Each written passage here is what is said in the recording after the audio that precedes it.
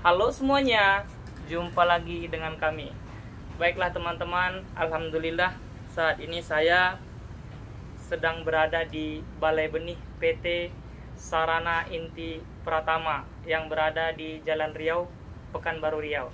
Saat ini saya sedang bersama dengan Bapak Sudianto selaku bagian pemasaran ya Pak? Iya, bagian produksi dan pemasaran. Bagian produksi dan pemasaran kecambah di PT Sain ini. Baiklah, seperti yang sering teman-teman pertanyakan, langsung kita tanyakan kepada Bapak Sudi yang kiranya mudah-mudahan bisa memberikan jawaban supaya kita tidak penasaran lagi teman-teman.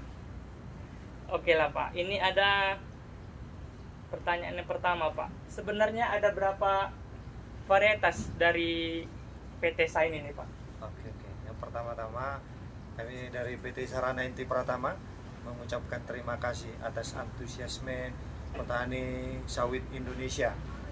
Terlebih yang hari ini berkunjung Amar. Saudara kita Abang Amar. Iya Pak. Yang telah banyak membantu petani. Nah, pertama-tama kita akan menjawab pertanyaan dari sahabat tani. Kalau varietas Sain itu ada 4 jenis yang diproduksi PT Sarana Inti Pratama, anak perusahaan dari PT Salim Ipomas Pratama atau Indofood Group. Nah, sahabat DP Sain itu ada 4 jenis. Sain 1 varian Kalabar, ketuanya dari Kalabar. Sain 2 ketuanya kedua jantannya ada dari Ekona. Sain 3 itu tetua jantannya ada dari Ghana. Sain 4 tetua jantannya ada dari Yangambi. Jadi kalau duranya pakai Dura Deli Pak. Sama semua Pak? Dura Deli Ya. Ada varian Dami, ada 4 varian. Berarti yang membedakannya Pisipera, bunga jantan Pisiperanya aja Pak? Iya, betul. Nah, itu kan ada kecocokan, istilah dalam pemilihan itu daya gabung. Jantan dan betinanya. Nah, Dura Deli dan Pisiperanya itulah yang didaftarkan, ada akad, semacam akad nikahnya lah kalau manusia kan. Iya. Itu didaftarkan ke Dirjen Bun, Kementerian. Jadi ini yang terdaftar. Iya. Hibrida istilah kalau dalam pemulihan itu. Jadi ini hibrida, nggak bebas disilangkan walaupun sama-sama terdaftar. Misalnya Dura Delinya ini nggak bebas. Dia sudah ada pasangannya. Iya, sudah ada yang kayak sudah resmi. macam aktanya gitu lah. Iya. Artinya kita ingin menjamin kepuasan pelanggan, Betul produktivitas sekali. yang tinggi, Seperti minyak itu. yang tinggi. Iya. Petani puas, pemerintah juga makmur, negara juga makmur karena dari hasil pertanian kita ekstraksi produktivitas minyak, CPO dan PKO-nya tinggi. Iya, Itu dia Pak. seperti itu teman-teman. Baiklah, seperti itu jawabannya. Jadi teman-teman supaya tidak penasaran lagi, langsung dijawab. Kemudian ada yang kedua nih Pak. Silakan. Ini sering menjadi pertanyaan dan sering juga sebagai acuan juga Pak untuk isi per hektar. Jadi kan panjang pelepah ini mempengaruhi Pak. Oh iya. Jadi dari DP Sain ini apakah ada dia yang pelepah pendek, apakah ada yang pelepah panjang, bagaimana Pak? Apakah Jadi sama? kita lebih yang dari generasi yang baru ini yang banyak diambil dari Costa Rica, itu provinsi Ghana, Kalabar, Ekona, Yangambi, itu masuk kategori pelepah sedang lah ya, karena ada yang menyatakan dia lebih pendek, Pak Meteran. Kalau kita ada di umur 7 tahun itu sekitar panjang pelepahnya itu antara 500 cm sampai 530 cm. Panjang pelepahnya. Jadi yang lebih panjang itu yang Ambi sama Kalabar sekitar 520. Nah, kalau dia lahan kelas 1 yang 520 cm ini bolehlah jarak tanamnya 9,2 meter. Jarak tanam. Tapi kalau dia tanah lahan kelas 2 dalam arti mungkin seperti gambut tipis atau tanah putih, tanah liat. mineral, Iya. liat, lahan kelas 2 itu bisa pakai jarak tanam 9 meter. 9 meter. Jadi ada dua kita tipe buahnya. Tipe buah yang lebih besar itu Sain 1 Kalabar dan Sain 4 yang ambil.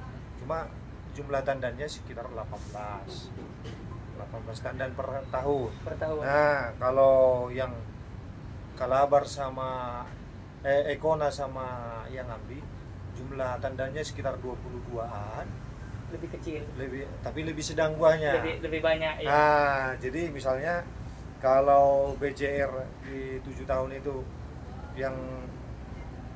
yang tadi Kalabar sama Ekona ini bisa 13 sampai 14 kilo. Iya. Kalau yang Ekona sama Ghana karena lebih banyak tandannya. Iya. Nah, dia di angka 11 sampai 12 kilo. Begitulah kira-kira. Tapi tonasenya sama. Oke. 34 ton per hektar per tahun. Karena jumlahnya sedang, dia lebih banyak. Iya, artinya dia benih unggul itu respon sama pemupukan.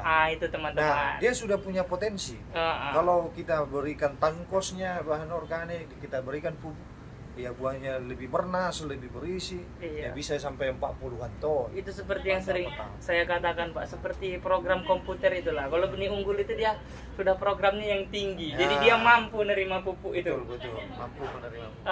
Kalau yang maaf katanya yang belum unggul itu kita kan, ya nggak tahu, kita semangat kita merawatnya pun berbeda ya Pak. Iya betul. Ini Pak sedikit Pak, varietas apa untuk gambut dan apa yang cocok untuk darat Pak? Yang cocok untuk gambut dan yang cocok untuk darat. Nah, sahabat DP Sain, sebenarnya ini kita udah di kebun komersial kita ya di Salimbu.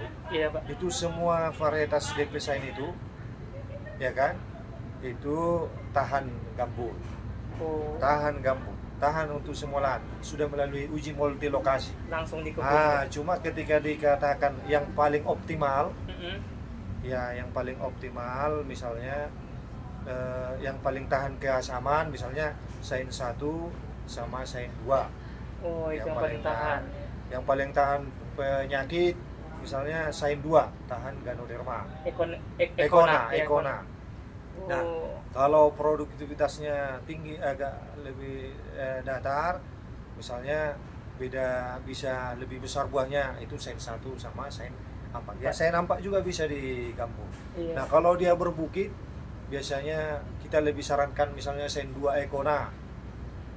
Karena dia daunnya lebih tegal, lebih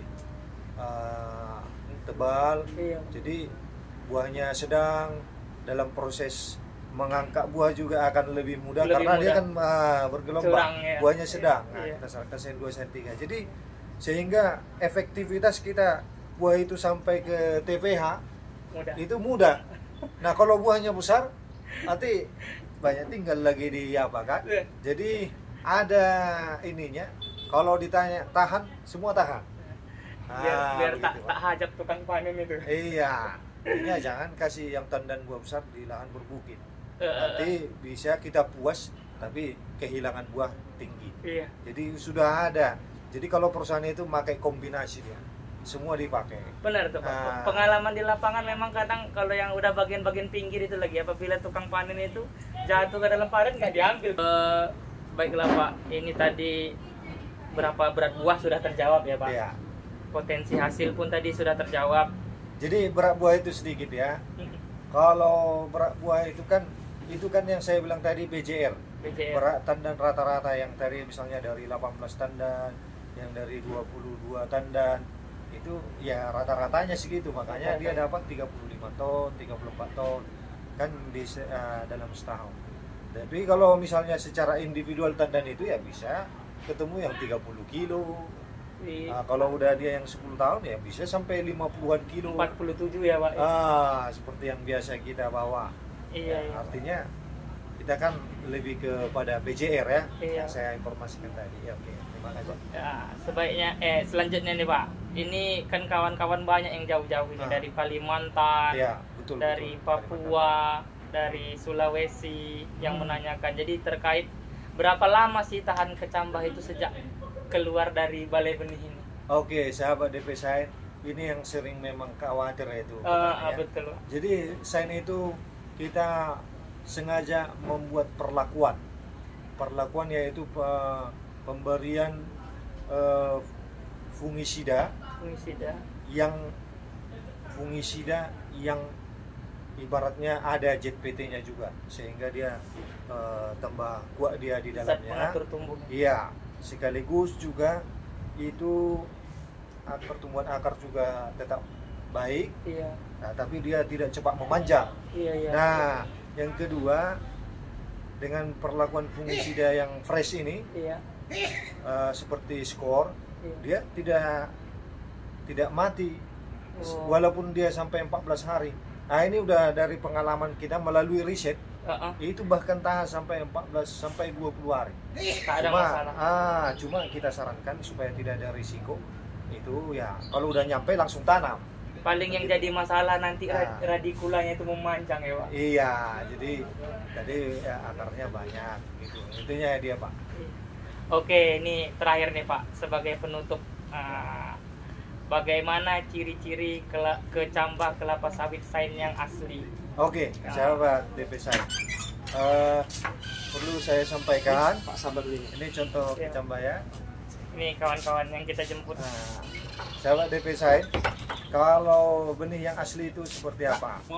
Pertama, kalau dia dari bijinya, kalau yang dari produsen itu sudah melalui proses pemeriksaan Dinas Perkebunan Riau, di mana ada standarnya, minimal dia biji itu harus di atas 0,8 gram.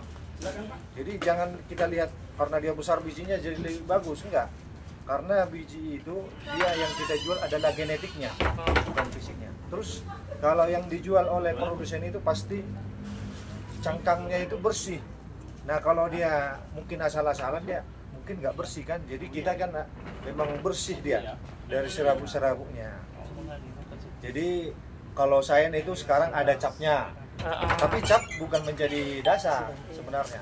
Tapi yang pasti belilah dari orang-orang yang terpercaya, memiliki dokumen lengkap seperti sertifikat dan bisa dikonfirmasi kepada produsen benih. Artinya kalau beli melalui abang ini, dokumen sertifikat Anda bisa kami bersedia dikonfirmasi, dipertanyakan, bersedia. Kalau memang itu asli, kami punya dokumentasinya, rekamannya, arsipnya punya, sehingga kami tidak ingin petani itu kecewa gitu loh Pak.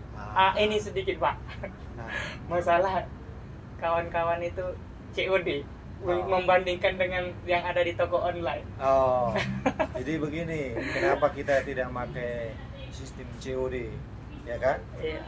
Karena untuk lebih kepada keamanan, kepentingan, kerjasama. Karena kalau COD kan, ya artinya nggak ada orangnya bisa tertahan. Iya. Tidak ada yang mengambil. Tapi kalau udah dibayar langsung, itu sekaligus juga supaya nggak ribet petani. Karena kan ada tindakan karantina. Betul.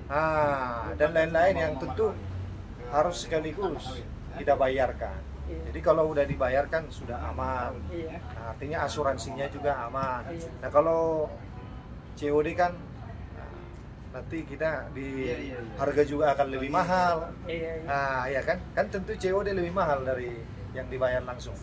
Sudah saya katakan tuh Pak, semua balai benih yang terverifikasi di Indonesia itu sama. Seperti itu, tak ada yang bisa COD, tak ada juga yang kita bawa uang nih datang ke kantor ke balai benih langsung pulang bawa kecambah, tak ada. Tidak ada. Harus dibayar dulu. Kalau di kita paling cepat atau paling lama pembayarannya 7 hari sebelum diambil kecambahnya.